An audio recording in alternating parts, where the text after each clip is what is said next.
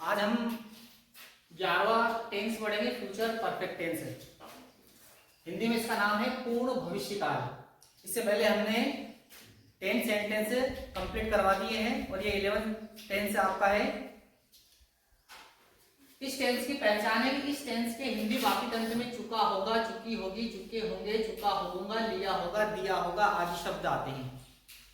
अगर सेंटेंस के अंत में चुका होगा, चुकी होगी, लिया होगा, दिया होगा, लिखा हुआ मिले तो समझ लेना कि वहां सेंटेंस फ्यूचर परफेक्ट टेंस का है। इस टेंस की हेल्पिंग वर्ब है सेल हैव और दूसरी हेल्पिंग वर्ब है विल हैव। सेल हैव का प्रयोग आई और वी के साथ करना है और विल हैव का प्रयोग अदर सब्जेक्ट के साथ करना है। इस टेंस में आपको सिंगुलर नंबर और प्लूरल नंबर देखने की जरूरत नहीं है, एक वचन और बहुवचन देखने की जरूरत नहीं है। सिर्फ आपको सब्जेक्ट आई और वी देखना है। यदि आई मतलब मैं, वी मतलब हम लिखा हुआ मिले तो उसके लिए हम हेल्पिंग वर्ब सेल हैव का उपयोग करेंगे। और आई और वी ना दिया हो, कोई दूसरा सब्जेक्ट अगर दिया गया हो तो उसके साथ हम विल हैव का उपयोग करेंगे। मेन वर्ब की बात करें तो मेन वर्ब इसमें वर्ब की थर्ड फॉर्म का इस्तेमाल करना है। वर्ब की 3 फॉर्म होती है, फर्स्ट फॉर्म, सेकेंड फॉर्म और थर्ड फॉर्म। हमें इसमें कौन सी फॉर्म यूज करना है? Third form. देखिए वाक्य से खुद पता चल जाएगा चुका, चुकी, चुके। मैंने आपको पहले भी बताया है कि यदि वाक्य में आपको चुका, चुकी, चुके, लिया और दिया अगर मिले, किसी भी टेंस की बात हो, कोई सा भी टेंस हो, अगर ये नजर आ जाए तो समझ लेना कि उस टेंस में वर्ब की थर्ड फॉर्म का उपयोग होगा। वर्ब की थर्ड फॉर्म। ये वाक्य आपको खुद बताएगा कि इसमें कौन सी वर्ब की फॉर्म यूज करनी है। चुका, चुकी, चुके, लिया, दिया के लिए वर्ब की थर्ड फॉर्म इस्तेमाल होगी। मैंने आपको बताया था कि अगर मान लो वाक्य के अंत में आपको रहा, रही, रहे नजर आए तो इनके लिए वर्ब की फर्स्ट फॉर्म यूज होती है और उसके साथ आईएनजी का उपयोग होता है। वर्ब की फर्स्ट फॉर्म में आईएनजी लगाते हैं। चुका, चुकी, चुके, लिया, दिया, 3 टेंस में ये मिलेगा आपको। प्रेजेंट परफेक्ट टेंस जिसमें चुका है, चुकी है, लिया है, दिया है। पास्ट परफेक्ट टेंस चुका था, चुकी थी, चुके थे, लिया था, दिया था। और 11वां टेंस फ्यूचर परफेक्ट टेंस चुका होगा, चुकी होगी, लिया होगा, दिया होगा। तो 3 टेंस तो ऐसे हैं जिसमें चुका, चुकी आने वाला है, तो उसमें क्या होता है? वर्ब की थर्ड फॉर्म इस्तेमाल होती है, क्योंकि ये चुका, चुकी की इंग्लिश तभी बनेगी जब आप वर्ब की थर्ड फॉर्म लगाओगे। रहा, रही की बात करें तो रहा, रही वाले आपको 6 टेंस मिलेंगे। प्रेजेंट कंटिन्यूअस, रहा है, रही है, रहा हो, रहे। प्रेजेंट परफेक्ट कंटिन्यूअस, से रहा है, से रही, से रहा हो, से रहे। पास्ट कंटिन्यूअस, रहा था, रही थी, रहे थे। पास्ट परफेक्ट कंटिन्यूअस, से रहा था, से रही थी, से रहे थे। फ्यूचर कंटिन्यूअस, रहा होगा, रही होगी, रहे होंगे। फ्यूचर परफेक्ट कंटिन्यूअस, से रहा होगा, से रही होगी, से रहे होंगे। तो मतलब 6 टेंस आपको ऐसे मिलेंगे जिसमें रहा, रही मिलेगा। 3 टेंस आपको ऐसे मिलेंगे जिसमें चुका, चुकी मिलेगा। तो चुका, चुकी वाले जितने भी टेंस है उनमें वर्ब की थर्ड फॉर्म लगती है और रहा, रही वाले जितने भी टेंस है उसमें वर्ब की फर्स्ट फॉर्म में आईएनजी लगती है। तो 3 टेंस इस टाइप के मिलेंगे और 6 टेंस इस टाइप के मिलेंगे। कितने टेंस हो गए? 9। तो 9 टेंस आपके यहां पर कंप्लीट हो रहे हैं, समझ लीजिए। तो आपको करना क्या है? अगर पहचान में चुका, चुकी नजर आ जाए तो थर्ड फॉर्म लगा देना और रहा, रही नजर आ जाए तो वर्ब की फर्स्ट फॉर्म में आईएनजी लगाना है। तो ये जो फ्यूचर परफेक्ट टेंस है, सबसे पहले इसमें हम अफर्मेटिव सेंटेंस देख लेते हैं, इसके बाद में नेगेटिव सेंटेंस, फिर इंट्रोगेटिव सेंटेंस। सबसे पहले अफर्मेटिव सेंटेंस देख लेते हैं। वह जा चुका होगा। देखिए ये सेंटेंस फर्स्ट सेंटेंस दिया है, वह जा चुका होगा। अब देखिए अंतिम 2 शब्दों को देखना है यहाँ पर, चुका होगा। किसी भी सेंटेंस को ट्रांसलेट करने से पहले उस सेंटेंस को पहचानना होगा। हर टेंस की अपनी पहचान होती है, यहाँ पहचान लिखी हुई है। इस टेंस की पहचान लिखी हुई, चुका होगा, चुकी होगी, चुके होंगे, लिया होगा, दिया होगा। अगर वाक्य के अंत में मिले इनमें से कोई सा भी शब्द आपको नजर आ जाए वाक्य के अंत में तो समझ लेना कि वहां सेंटेंस फ्यूचर परफेक्ट टेंस का है। ठीक है, चुका होगा लिखा हुआ है, इसका मतलब ये वाक्य फ्यूचर परफेक्ट टेंस का है। बनाने का तरीका, सबसे पहले हम आगे वाले शब्द की इंग्लिश बनाएंगे जिसको सब्जेक्ट बोलते हैं। बार बार आपको बताया जा रहा है कि सबसे आगे वाला वर्ड सब्जेक्ट होता है। ठीक है, तो सबसे पहले सब्जेक्ट की अंग्रेजी बनती है, फिर वाक्य को पीछे से बनाते हुए आगे बढ़ते हैं। तो ये अंतिम शब्द है होगा। क्या है ये? होगा। अब ये जो होगा है ना, ये हेल्पिंग वर्ब है। क्या है इसका नाम? Helping verb. इसका नाम हेल्पिंग वर्ब है। इसके बाद में हम हेल्पिंग वर्ब की इंग्लिश बनाएंगे। तो यहाँ पर लिखा हुआ है हेल्पिंग वर्ब, मतलब हेल्पिंग वर्ब इस टेंस की दो है, एक है सेल हैव जिसका उपयोग आई और बी के साथ करना है, और दूसरी हेल्पिंग वर्ब है विल हैव जिसका प्रयोग अदर सब्जेक्ट के लिए करना। अदर सब्जेक्ट का मतलब आई और बी को छोड़कर। तो ये होगा, ये जो होगा है ना, ये हेल्पिंग वर्ब है। इसका नाम क्या है? Helping verb. तो ये होगा की अंग्रेजी हमें या तो सेल हैव बनाना है या फिर विल हैव बनाना है। मतलब सेल हैव का मतलब भी होगा और विल हैव का मतलब भी होगा। क्लियर हो गया? अब ये होगा की अंग्रेजी सेल हैव या फिर विल हैव बनाना है। इसके आगे बढ़ेंगे, ये जो चुका लिखा है ना, इस चुका की कोई इंग्लिश नहीं बनती है, इसकी कोई इंग्लिश नहीं होती है, कोई इंग्लिश वर्ड है कि चुका के लिए। हमें इसमें थर्ड फॉर्म का इस्तेमाल करना। कौन सी फॉर्म यूज करना? वर्ब की थर्ड फॉर्म। जब हम वर्ब के थर्ड फॉर्म का इस्तेमाल करेंगे तो समझ लीजिए चुका की इंग्लिश यहाँ पर बन रही है। अलग से आपको चुका की इंग्लिश बनाने की जरूरत नहीं है। चुका, चुकी, चुके, लिया, दिया, ये तो सिर्फ आपको याद दिलाएंगे कि इसमें वर्ब की थर्ड फॉर्म लगनी है। जब हम वर्ब की थर्ड फॉर्म लगाएंगे तो समझ लीजिए कि हमारा सेंटेंस यहां तक कंप्लीट हो जाएगा। इसके बाद में आता है यहां पर वर्ब। क्या आ रही है? वर्ब। तो वर्ब क्या है? वर्ब की थर्ड फॉर्म। ये जो चुका, चुकी, चुके, लिया, दिया आएगा ना, उसके आगे वर्ब रहेगी। तो जो वर्ब आएगी मेन वर्ब, उसकी हमें थर्ड फॉर्म लिखनी है। तो ये जा का मतलब जाना और गो मतलब जाना, तो गो की हमें थर्ड फॉर्म इस्तेमाल करनी है ना, क्योंकि यहाँ पर नियम में लिखा हुआ है इसमें मेन वर्ब की थर्ड फॉर्म यूज करेंगे। जब हम वर्ब की थर्ड फॉर्म यूज करेंगे ना, तो ये समझ लीजिए चुका की इंग्लिश बन जाएगी। तो कहने का मतलब ये है कि ये क्या है? ये मेन वर्ब है, मेन वर्ब। इसके बाद में मेन वर्ब के आगे एक ऑब्जेक्ट आता है। इस सेंटेंस में ऑब्जेक्ट नहीं दिया हुआ है। वह जा चुका होगा, वह स्कूल जा चुका होगा। अगर ऐसा ये सेंटेंस होता तो जो स्कूल होता वो समझ लो ऑब्जेक्ट हो जाता, लेकिन इसमें ऑब्जेक्ट दिया नहीं है। तो सबसे पहले हम सब्जेक्ट की इंग्लिश बनाएंगे, फिर वाक्य को पीछे से बनाते हुए आगे बढ़ेंगे। अंतिम शब्द हेल्पिंग वर्ब की इंग्लिश बनाएंगे, और हेल्पिंग वर्ब हम सेल हैव या फिर विल हैव बनाएंगे। सेल हैव या फिर विल हैव। इसके बाद में आगे बढ़ेंगे तो चुका आएगा। ये चुका से आपको पता चलेगा कि वर्ब की थर्ड फॉर्म लगानी है, वर्ब उसी के आगे मिलेगी, तो वो जो वर्ब है उसकी हमें थर्ड फॉर्म लगा देना है। कौन सी फॉर्म लगा देना? Third form. हमारा सेंटेंस कंप्लीट हो जाएगा। तो देखते हैं ये सेंटेंस कैसे ट्रांसलेट होता है। देखिए इस सेंटेंस को हम ट्रांसलेट करके देखते हैं। सबसे पहले हम सब्जेक्ट की अंग्रेजी बनाते हैं। वह जा चुका होगा, तो ही मीन्स होता है वह। एक सी का मतलब भी वह होता है। जो स्त्रीलिंग होती है मतलब फेमिनाइन जेंडर के लिए सी, और पुल्लिंग मतलब मस्कुलिन जेंडर के लिए ही यूज होता है। तो यहाँ पर वह की इंग्लिश हो गई ही। होगा के लिए हम देखिए यहाँ पर ही लिखा है। अगर आई या बी लिखा होता तो हम सेल हैव यूज करते हैं, लेकिन यहाँ पर क्या लिखा हुआ है? ही लिखा हुआ है। तो अदर सब्जेक्ट है मतलब, तो हम ये होगा इसकी इंग्लिश बन जाएगी विल हैव। क्या बनेगी? Will have. तो हम यहाँ पर विल हैव लिखेंगे, विल हैव। ठीक है, फिर आगे बढ़े। ये चुका, तो चुका को हमने कहा कि इसकी इंग्लिश नहीं बनती है। ये तो सिर्फ आपको याद दिलाएगा कि वर्ब की थर्ड फॉर्म लगाना है। वर्ब कहाँ मिलेगी? उसी के आगे। इसके आगे क्या लिखा? जा, गो मतलब जाना, और गो की हम थर्ड फॉर्म लिखेंगे गोन। He will have gone. वह जा चुका होगा। ये सेंटेंस हमारा ट्रांसलेट हो गया। और भी सेंटेंस देखते हैं, जैसे तुम स्कूल आ चुकोगे। देखिए पहचान लिखी, चुका होगा, चुकी होगी, देखो चुका होगा, चुकी होगी, तो चुकोगे आ रहा है ना। इसका मतलब हमारा टेंस फ्यूचर परफेक्ट टेंस है। ठीक है, सबसे पहले सब्जेक्ट की इंग्लिश बनाते हैं। तो यू का मतलब हो गया तुम। फिर क्या करेंगे हम? पीछे से बनाते हुए आगे बढ़ेंगे। तो ये लिखा है गे। क्या लिखा है? गे, है ना। तो ये चुका के साथ ही जुड़ा हुआ है गे। तो ये गे की इंग्लिश क्या बनेगी? या तो सेल हैव या फिर विल हैव। तो अब हम सब्जेक्ट को देख लेते हैं। यहाँ पर इस सब्जेक्ट को देखकर हेल्पिंग वर्ब लगानी है। कौन सी लगाएं? आई बी के लिए सेल हैव, दूसरों के लिए विल हैव। कौन सी लगेगी इसमें? Will have. कौन सी लगेगी?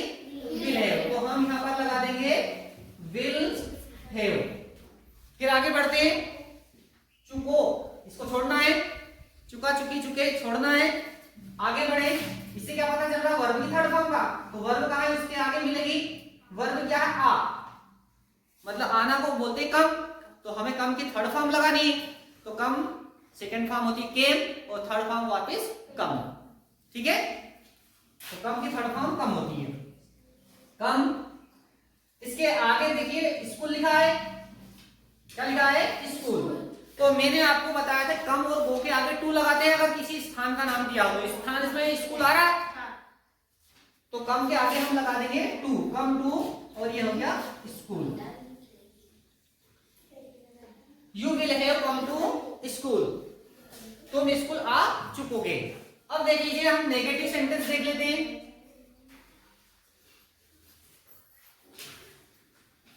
नेगेटिव सेंटेंस, नेगेटिव सेंटेंस को भी ऐसे ही बनाना जैसा अफर्मेटिव सेंटेंस बनाया हमने।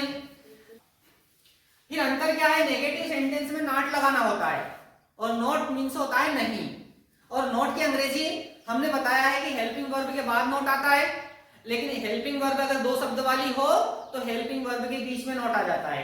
जैसे इसमें दो शब्द आ रहे हैं, सेल हैव, दो शब्द है इसमें, तो नॉट आ जाएगा दोनों के बीच में, तो shall not have. Will have दिया हो और विल हैव का उपयोग अगर करना हो तो विल हैव के बीच में नॉट लिख देंगे, विल नॉट हैव, ऐसे इस्तेमाल करना, बस इतना करना है आपको, ठीक है। बाकी जैसा हमने अफर्मेटिव सेंटेंस बनाया ना, ऐसे के ऐसे हम नेगेटिव सेंटेंस को बनाएंगे। देख लेते हैं, मैं पानी नहीं पी चुकूंगा, मतलब चुकूंगा मतलब चुका होऊंगा, ठीक है। तो यहां पर नेगेटिव वाक्य देखिए, यहां पर नहीं लिखा हुआ है और नहीं लिखा है, इसका मतलब सेंटेंस के साथ नेगेटिव। ये जो सेंटेंस थे इसमें नहीं आ रहा था क्या, इसलिए ये सेंटेंस अफर्मेटिव थे। बनाने का तरीका वैसा ही है, सबसे पहले हम सब्जेक्ट की इंग्लिश बनाएंगे, फिर वाक्य को पीछे से बनाते हुए आगे चलेंगे, हेल्पिंग वर्ब की इंग्लिश बनाएंगे, ये चुकू लिखा है इसको छोड़ना है, फिर वर्ब की इंग्लिश बनाएंगे। नहीं की अंग्रेजी हमने आपको बता दी, नहीं की इंग्लिश इन दोनों के बीच में बनेगी, सेल हैव के बीच में या फिर विल हैव के बीच में।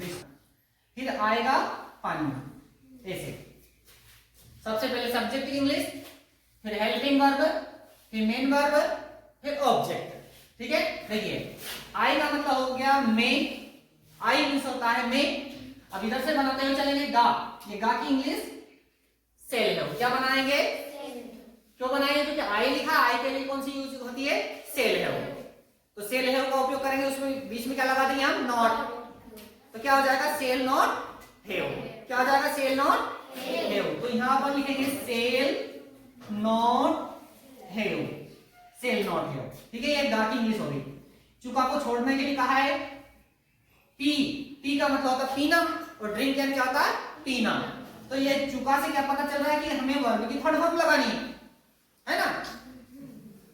सेंटेंस आप कभी गलत कर ही नहीं सकते हो अगर आप हर एक चीज को याद रखोगे तो। यहां पर आपको याद आ रहा है कि इस चीज से, चुका से, चुकू लिखा है, इससे आपको क्या पता चल रहा है कि इसमें थर्ड फॉर्म लगने वाली है, और वर्ब कहां है, उसी के आगे मिलने वाली है, क्या है वर्ब, पी, पीना, मतलब ड्रिंक एंड पीना। अब ड्रिंक के थर्ड फॉर्म लगा दो, वर्ब के तीनों फॉर्म क्या होना चाहिए, ड्रिंक फर्स्ट फॉर्म है, ड्रिंक सेकंड फॉर्म होती है, और ड्रंक थर्ड फॉर्म होती है, ड्रिंक ड्रिंक ड्रंक, तो हमें थर्ड फॉर्म लगानी है, तो हम ड्रंक लिख देते हैं यहां पर, ड्रंक। फिर आगे चलिए, ये नहीं की इंग्लिश हमने बना दी, चेक करो पहले, बनाइए आपने सही जगह पर, बिल्कुल नॉट सही जगह पर लगाया हमने, सेल हैव के बीच में नॉट लगाया है। फिर आगे बढ़ जाइए, पानी लिखा हुआ है, क्या लिखा है, पानी को वाटर बोलते हैं, ये हमारा सेंटेंस बन गया, I shall not have drunk water, मैं पानी नहीं पी चुकूंगा, नेगेटिव हो गया हमारा। और भी देख लेते हैं, पक्षी आकाश में, पक्षी आकाश में नहीं उड़ चुके होंगे, उड़ चुके होंगे।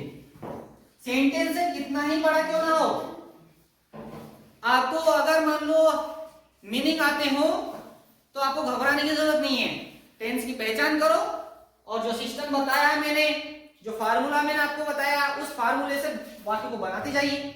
आपका सेंटेंस कहां गलत हो रहा है, बिल्कुल नहीं होगा। सबसे पहले सब्जेक्ट देख लेते हैं, पक्षी, तो बर्ड है होता पक्षी। अब पक्षी आकाश में नहीं उड़ चुके होंगे, अब ये आपको देखना बर्ड या बर्ड्स, एक पक्षी होगा तो बर्ड लिखेंगे और ढेर सारे पक्षी होंगे तो बर्ड्स लिखेंगे। बर्ड और बर्ड्स में अंतर होता है, जो एक होता है उसको एक वचन बोलते हैं और जो अनेक होते हैं उनको बहुवचन बोलते हैं, मतलब सिंगुलर और प्लूरल। तो देखिए यहाँ पर बर्ड ये सिंगुलर है, एक पक्षी, लेकिन यहाँ पर कितने पक्षी है? अनेक। कैसे पता चला? चुके होंगे, पक्षी आकाश में नहीं उड़ चुके होंगे, मतलब ढेर सारे पक्षी। अगर ऐसा वाक्य होता पक्षी आकाश में नहीं उड़ चुका होगा, एक पक्षी। वाक्य को पढ़ने से समझ में आ जाता है कि कितने, एक है कि अनेक है। चुका होगा, पक्षी आकाश में नहीं उड़ चुका होगा, एक पक्षी। पक्षी आकाश में नहीं उड़ चुके होंगे, मतलब अनेक पक्षी, है ना। तो यहाँ पर अनेक पक्षी है, तो इसलिए हमें बर्ड में एस लगा के इसको प्लूरल नंबर बनाएंगे, मतलब बहुवचन बना देंगे, बर्ड्स। बनाने का तरीका हमेशा ही, सबसे पहले हेल्पिंग वर्ब, सब्जेक्ट के बाद में क्या लगा देंगे हम? Helping verb. अब हेल्पिंग वर्ब हमारे पास ये दो है, सेल है और विल है, दो ऑप्शन है हमारे पास। आई और बी के साथ सेल है, अदर सब्जेक्ट के साथ विल है। यहाँ पर अदर सब्जेक्ट है, ना तो यहाँ पर आई है और ना ही यहाँ पर बी है। कौन सी लगा दे? विल है। कौन सी लगा दे? विल है के बीच में नॉट लगा दे, क्योंकि नेगेटिव है ना ये, तो विल नॉट है। क्या लगा देंगे? विल नॉट है। तो ये हमारा सेंटेंस हो जाएगा विल नॉट हैव, ये बन गया। अब देखिए, अब आ रहा चुके। मैंने आपको बताया कि इसको इंग्लिश नहीं बनती है, ये तो केवल आपको याद दिला रहा है। क्या याद दिला रहा है? कि ये जो वर्ब है इसकी थर्ड फॉर्म लगाइए, उसी के सामने जो वर्ब है उसको थर्ड फॉर्म लगाना है। उसके सामने कौन सी वर्ब है? वुड। ये वुड क्या चीज होती है?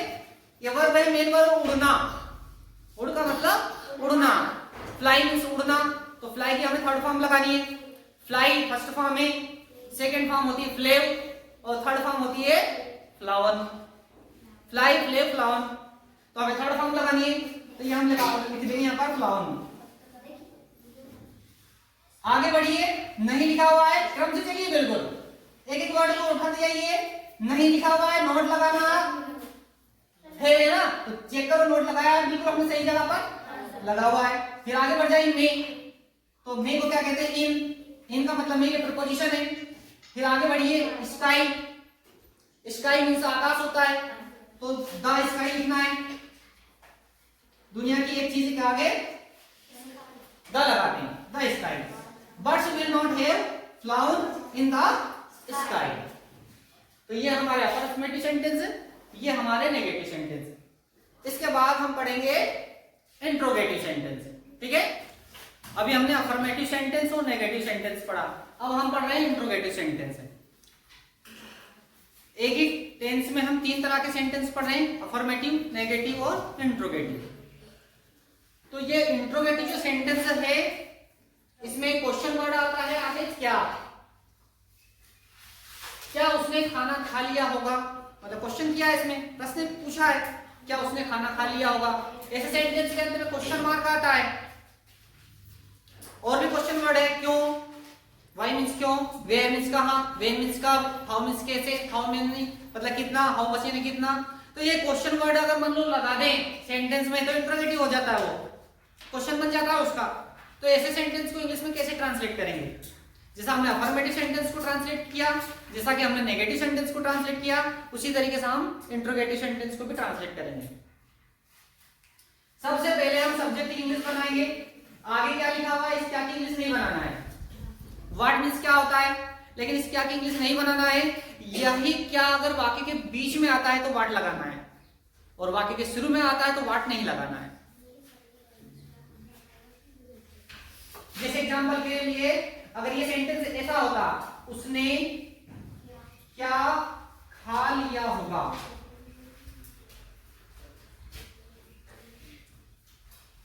उसने क्या खा लिया होगा। देखिए यहां पर वाक्य के प्रारंभ में क्या लिखा हुआ है और यहां पर वाक्य के बीच में क्या लिखा हुआ है।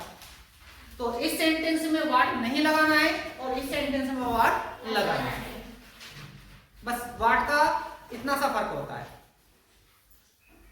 शुरुआत कहां से करेंगे हम? सब्जेक्ट से, चाहे वो अफर्मेटिव सेंटेंस बनाए, चाहे नेगेटिव, चाहे इंट्रोगेटिव, शुरुआत उसकी हमें सब्जेक्ट से करनी है।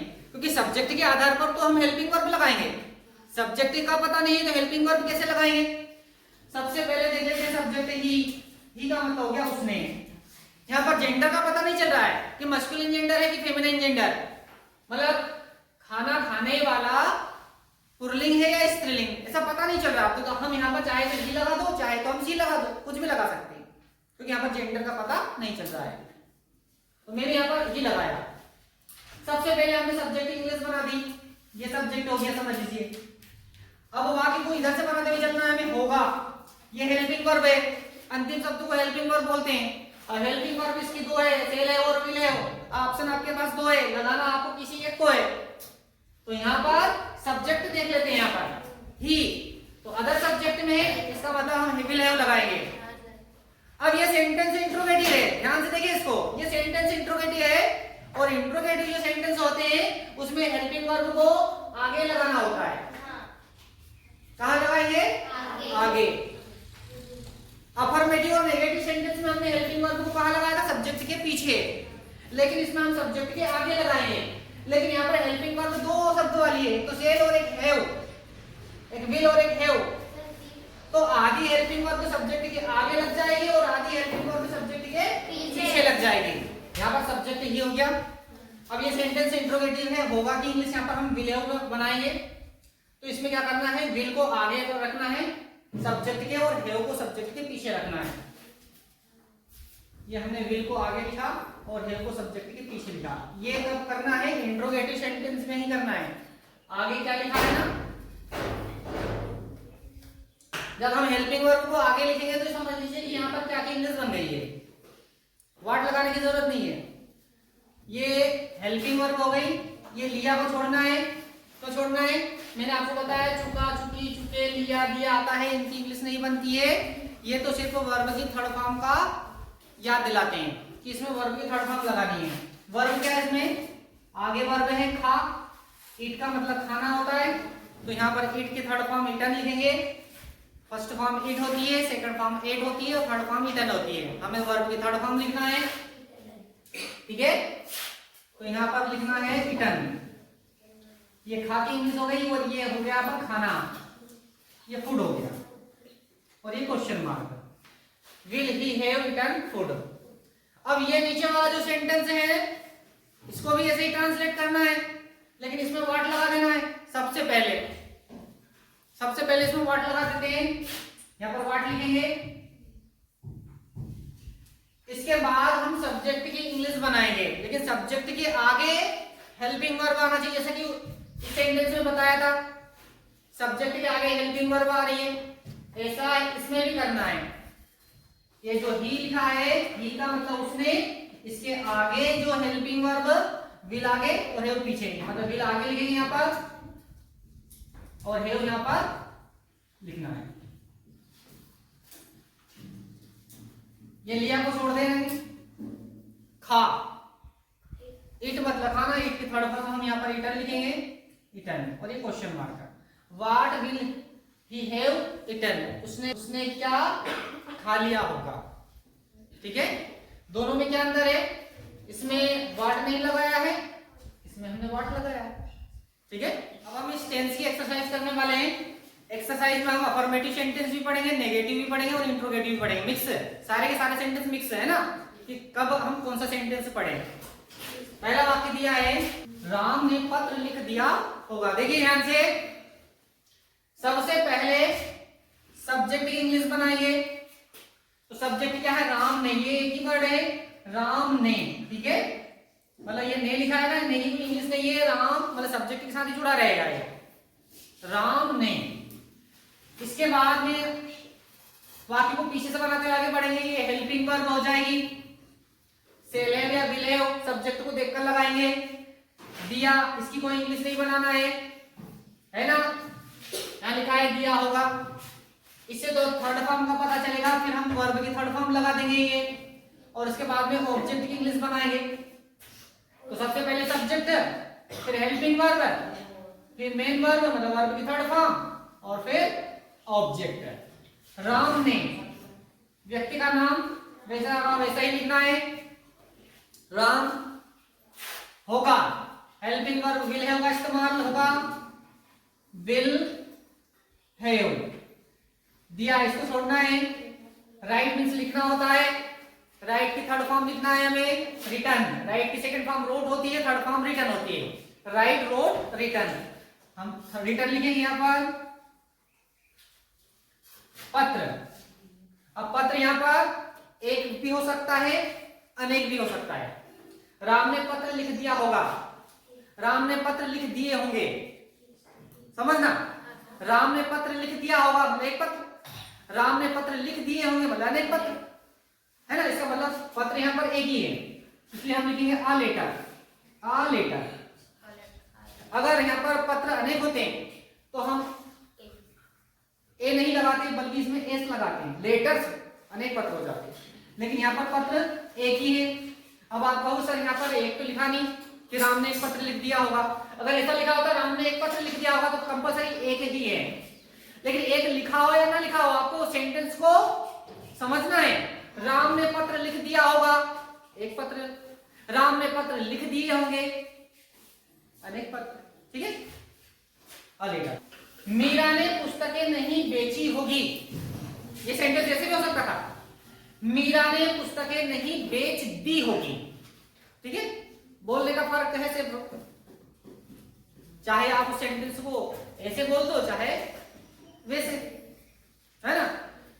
मीरा ने, यहां पर नाम है मीरा, लिखेंगे हम हेल्पिंग वर्ब विल हैव का इस्तेमाल करेंगे। सेंटेंस नेगेटिव है, देखिए, तो विल हैव के बीच में क्या आ जाएगा, नॉट, विल नॉट हैव। यहां पर हो जाएगा विल नॉट हैव, ये हेल्पिंग वर्ब हो गई। अब दी होगी, अगर ऐसा होता तो दी को छोड़ देते हम। मीरा ने पुस्तकें नहीं बेच दी होगी तो वो दी छूट जाता, लेकिन दी यहां पर लिखा नहीं है। मीरा ने पुस्तकें नहीं बेची होगी, वाक्य तो हमारा यही है फ्यूचर परफेक्ट टेंस का। तो हमें बेचना है ना, इसकी वर्ब की थर्ड फॉर्म लिखेंगे। कौन सी फॉर्म, थर्ड फॉर्म। तो सेल एंड बेच, सेल की थर्ड फॉर्म हो जाएगी सोल्ड। ठीक है। नोट लगा दिया हमने ऑलरेडी, देखिए यहां पर पुस्तकें, अनेक पुस्तकें यहां पर, इसलिए हम बुक्स लिखेंगे। यहां पर क्या लिखना है, बुक्स। ए बुक नहीं लिखेंगे, बुक्स लिखेंगे। मीरा ने एक पुस्तक बेची होगी तो ए बुक आ जाता। मीरा ने पुस्तकें नहीं बेची होगी, है ना। पुस्तकें, तो पुस्तक और पुस्तकें में अंतर होता है। पुस्तक अ बुक, पुस्तकें बुक्स। ठीक है। क्या हम पुस्तकें खरीद चुकेंगे, सबसे पहले सेंटेंस को देखना है। सेंटेंस कैसा है हमारा, इंट्रोगेटिव। ठीक है। तो आगे क्या लिखा हुआ है यहाँ पर, व्हाट लगाने की जरूरत नहीं है। ठीक है। अगर यही क्या वाक्य के बीच में आता है तो व्हाट लगाना होता है। सबसे पहले हम सब्जेक्ट की इंग्लिश बनाएंगे, ठीक है, और फिर वाक्य को इधर से बनाते हुए आगे बढ़ते जाएंगे। सबसे पहले देख लेते हैं सब्जेक्ट वी का मतलब हो गया हम। अब यहाँ पर लिखा है ये हेल्पिंग वर्ब है। अब हेल्पिंग वर्ब हमारे पास ऑप्शन दो है, सेल है वो विल है वो। ठीक है। अब वी के लिए क्या लगाएंगे, सेल है वो लगाएंगे। अब इंट्रोगेटिव सेंटेंस है, आगे क्या लिखा हुआ है, इसका मतलब सेल को आगे लिखना है और हेल्प को पीछे लिखना है। तो आधी हेल्पिंग वर्ब आगे और आधी हेल्पिंग वर्ब पीछे। सेल यहाँ पर आगे आ जाएगा, है यहाँ पर चला जाएगा। ये हेल्पिंग वर्ब हो गई। फिर आगे बढ़िए, चुके को छोड़ना है। इससे वर्ब का कौन सी फॉर्म का पता चलता है, थर्ड फॉर्म का। तो आगे वर्ब कौन सी दी है, खरीद, मतलब खरीदना। तो बाई मींस खरीदना और बाई की थर्ड फॉर्म हो जाएगी बाट। और आगे क्या दिया हुआ है यहाँ पर, पुस्तकें। तो बुक मींस क्या होती है, पुस्तक, और बुक्स यानी होती है पुस्तकें। Shall we have bought books. ठीक है। ये सेंटेंस इंट्रोगेटिव हो गया। अब होमवर्क लिख लीजिए आप, ये 3 सेंटेंस कंप्लीट करके लाना है।